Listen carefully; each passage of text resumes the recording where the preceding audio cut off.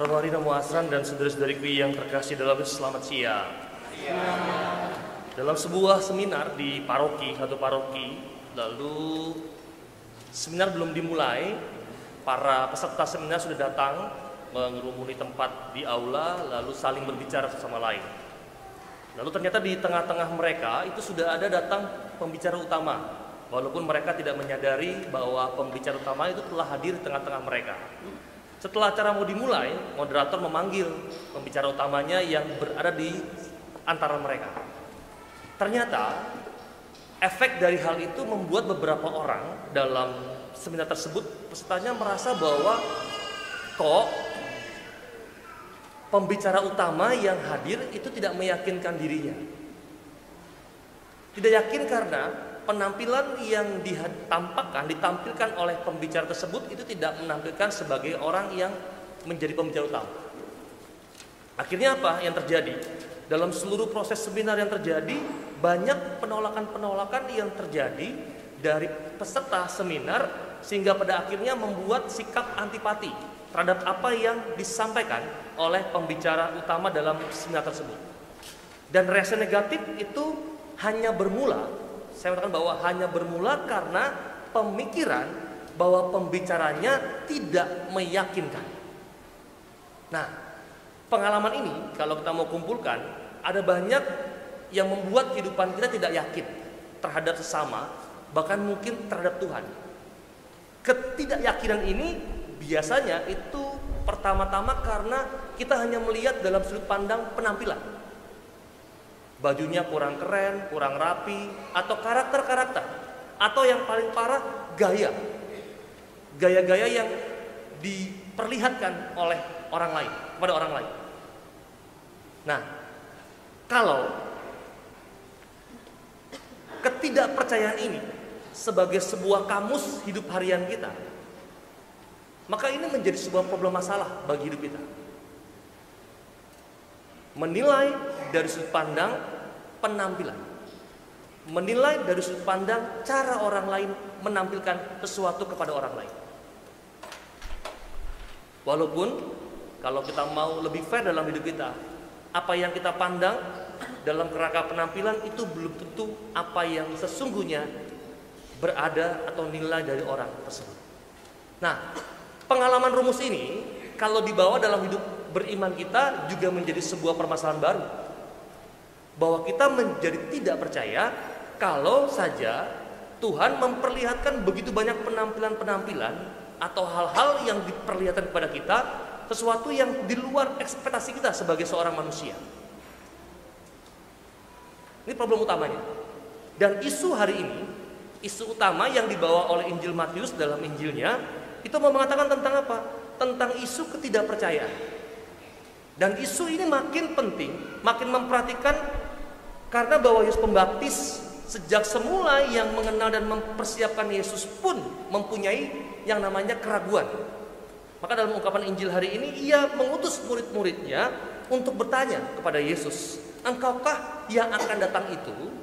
Ataukah haruskah kami menantikan orang lain?"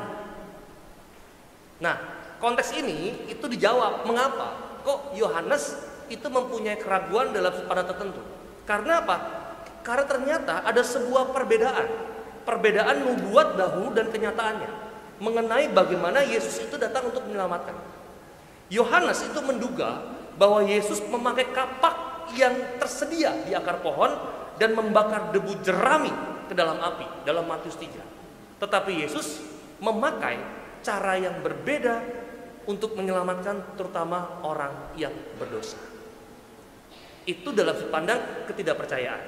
Nah, sudut pandang yang lain yang bisa dipelajari, Yohanes Pembaptis itu percaya bahwa Yesus itu adalah orang yang dinantikan. Tetapi untuk membuat para muridnya menjadi otentik, menjadi percaya sungguh, maka Yohanes mengutus para muridnya untuk bertanya langsung kepada sumber utamanya, "Engkaukah Mesias? Atau haruskah kami menunggu nantikan orang lain?" Maka Yesus mengatakan, "Lihatlah, Orang buta melihat, orang lumpuh berjalan, orang kusta menjadi tahir, orang tuli mendengar, orang mati dibangkitkan dan sebagainya. Nah, dua hal ini yang mau kita renungkan hari ini. Bapak Ibu, teman-teman yang terkasih, mau tidak mau, kunci mendapatkan sebuah keselamatan itu hal pertama adalah percaya. Tidak ada lain yang mau disampaikan adalah percaya. Ketidakpercayaan itu menutup pintu keselamatan. Hari ini kalau kita mau belajar bersyukur atas ulang tahun gembala utama kita tempat ini, Romo Hari, juga Romo Asran, kami itu mendapatkan sebuah kepercayaan dari Allah. Dan kepercayaan dari Allah kami respon dengan kepercayaan pula bahwa jalan ini menjadi jalan yang menyelamatkanku. Terutama lagi tema tabisan Romo Hari itu temanya adalah aku mengutus kamu. Allah mengutus. Yang pertama-tama karena apa? Karena percaya. Maka dalam Advent ini sebetulnya tidak ada lain dalam kerangka mempersiapkan menyongsong kelahiran Yesus adalah tentang bagaimana kita dapat menjadi percaya dan menerima banyak orang yang Tuhan utus kepada kita untuk sampai kepada sebuah keselamatan. Itu kata kuncinya. Maka ketika percaya, ketika menampilkan kepercayaan yang baik, maka semuanya menjadi baik adanya. Apa yang kita tidak anggap karena sudut pandang tertentu menjadi sesuatu yang baik karena kita percaya bahwa penampilan, bahwa cara, bahwa karakter itu bukan menentukan semuanya. Tapi sebelum kita mengenal tersebut, baru kita mengalami sebuah kepercayaan. Nah, Bapak Ibu teman-teman, mari kita belajar hari ini. Yang pertama, dalam sudut pandang tertentu, dalam Advent ini mari kita belajar untuk menyingkirkan ketidakpercayaan, bahkan penolakan-penolakan kita terhadap banyak orang yang Tuhan utus dalam hidup kita. Ada banyak cara Tuhan itu membuat kita berkembang. Ada cara banyak Tuhan membuat kita itu mengalami keselamatan dan perubahan. Bahkan melalui hal-hal yang tidak kita anggap. Tetapi semua menjadi sirna karena apa? Karena kita menganggap semuanya itu dalam kacamata ketidakpercayaan dan tidak mau menerima itu. Karena tidak sesuai dengan apa yang kita pikirkan. Nah, ini perjuangan kita dalam masa pertobatan dalam Advent ini, dalam penantian.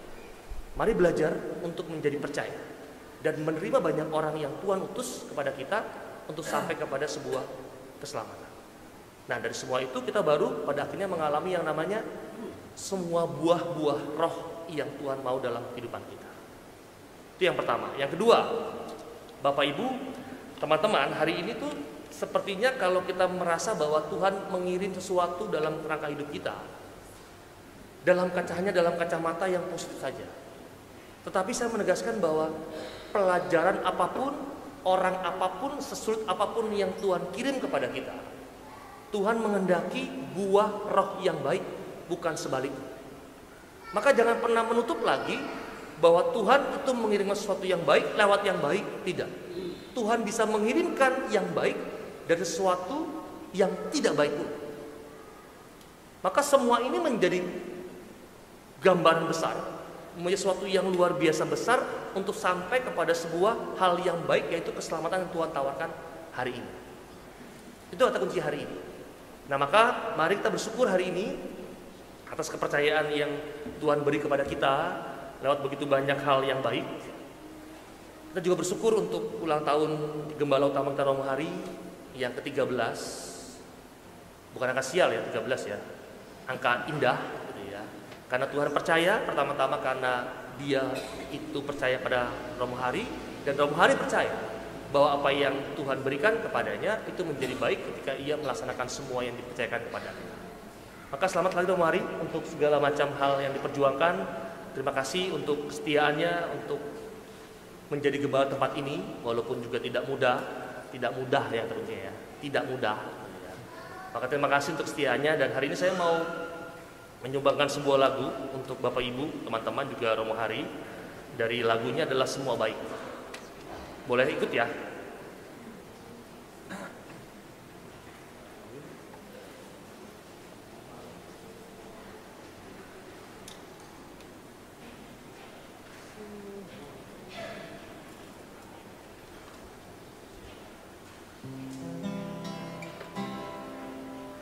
Dari semula telah kau tetapkan hidupku dalam tanganmu, dalam rencanamu Tuhan.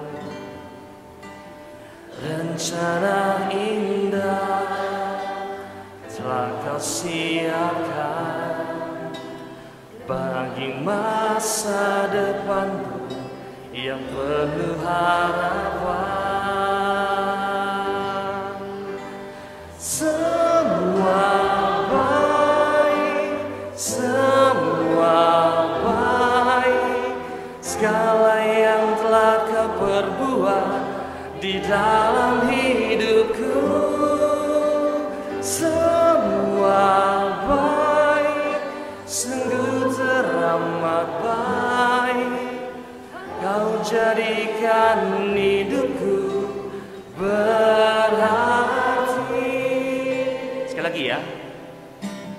Dari semula telah kau tetapkan hidupku dalam tanganmu, dalam rencanamu Tuhan. Rencana indah telah kau siapkan bagi masa depanku yang penuh harapan. Semua